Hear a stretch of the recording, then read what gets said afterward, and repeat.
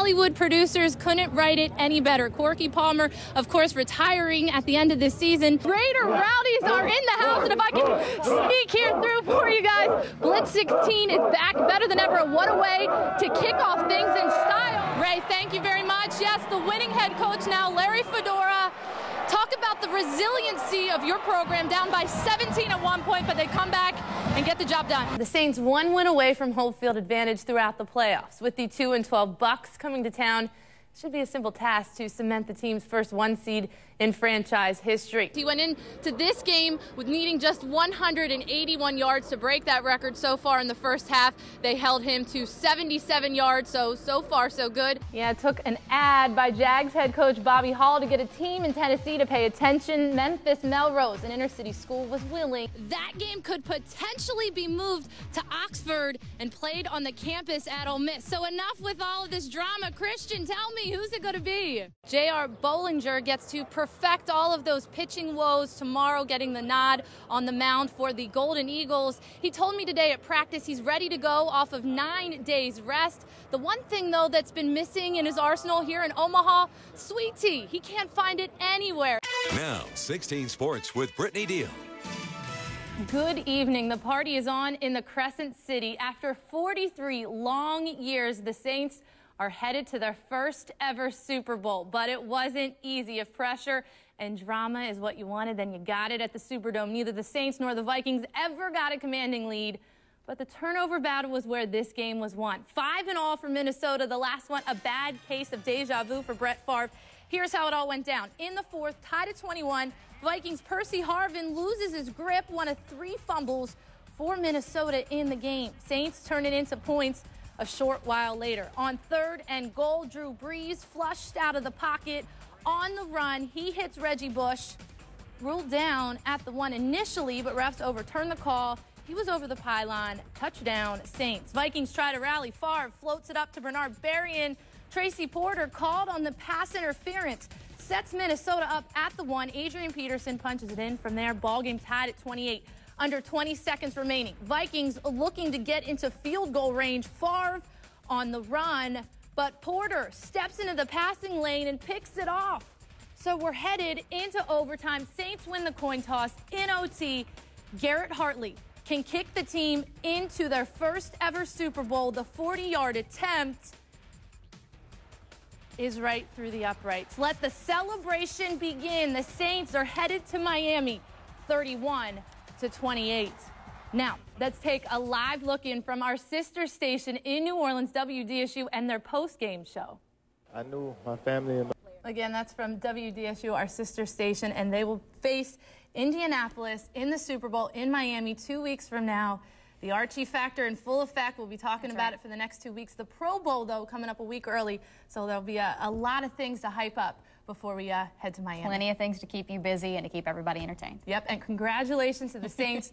Well deserved after all of those hard years. What, 43 years, I think you said? Yeah. Yeah, earned. A long time coming. Yeah, that's right. Thanks, Britt. We'll be right back. The first college football game on American soil kicked off in 1869. Since then, not a single woman has been a head coach, and only a handful have actually suited up. But Sarah Thomas is changing that. It all started over a decade ago on the high school football field here in Mississippi. You do a good job for them. They don't stay on you too much. She has worked her way up the officiating ladder and is the first lady to land in the FBS, formerly known as Division I football. The coaches that do know I'm going to be officiating their game, they're all very they're congratulating me when I introduce myself to them. And those who don't know that I'm a female, it's not until I think I walk up to you do you realize I'm a female, because I tuck my hair and we all kind of look the same in those stripes. Thomas's story has inspired women across the nation. When she first signed on to Conference USA, immediately following that, 4 other females applied to get an officiating job. And even this season, the SWAC hired its first female referee, as well as the Mid-Eastern Athletic Conference, who has 3 females on their officiating staff.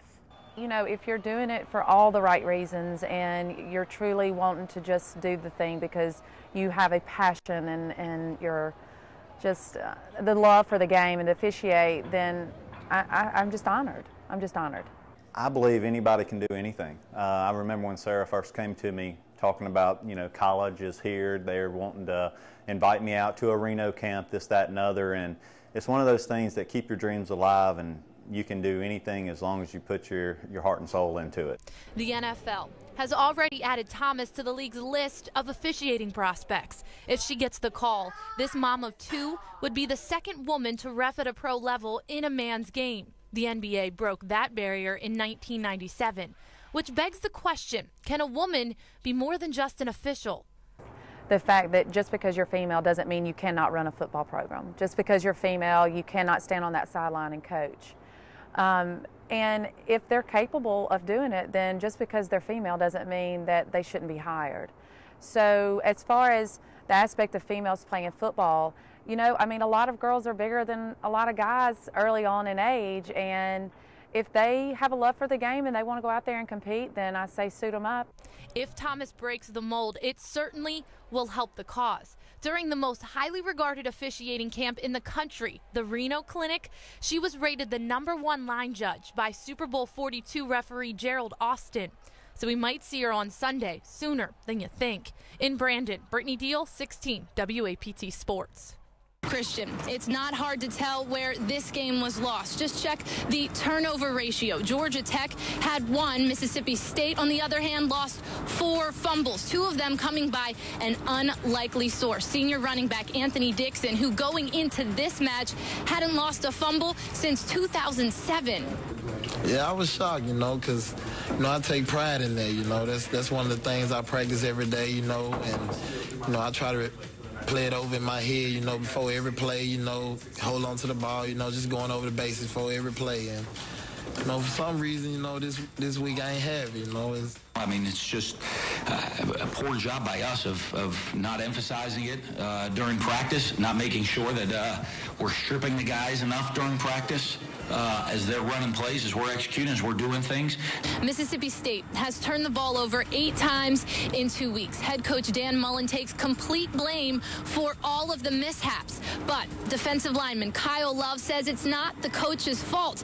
In turn, it's the team that hasn't been playing as a unit. In Starkville, Brittany Diehl, 16 WAPT Sports.